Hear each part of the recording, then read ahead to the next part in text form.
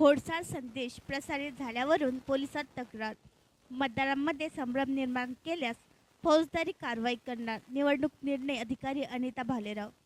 मतदार व निवडणूक कर्मचाऱ्यांमध्ये संभ्रम निर्माण करणारा खोडसाळ संदेश सोशल मीडियावर प्रसारित झाल्याची तक्रार अकोला पश्चिम विधानसभा मतदारसंघाच्या निवडणूक निर्णय अधिकारी अनिता भालेराव यांनी सिटी कोतवाली पोलीस ठाण्यात दाखल केली आहे.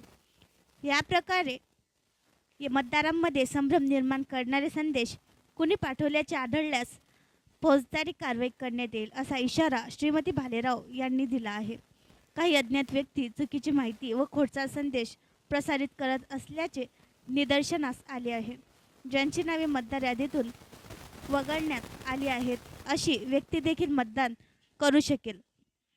मतदान केंद्रावर फॉर्म क्रमांक 17 भरून व मतदार कार्ड दाखवून मतदान करता येईल अशा आशयाचा निखालस खोटा संदेश सोशल मीडियावर प्रसारित करण्यात आला आहे.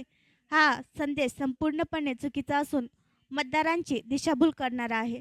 मतदान करण्यासाठी मतदान यादीत नाव समाविष्ट असणे अत्यंत महत्त्वाचे आहे.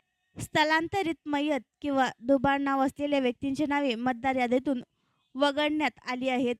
त्यासाठी मतदान केंद्रस्तरीय अधिकारी यांच्यामार्फत स्थळ पाहणी करून संबंधितांचे फॉर्म क्रमांक 7 भरून घेऊन व आवश्यकतेप्रमाणे सहाय्यक मतदान नोंदणी अधिकारी यांच्यामार्फत सुनावणी घेऊन वगळण्यात आले आहेत.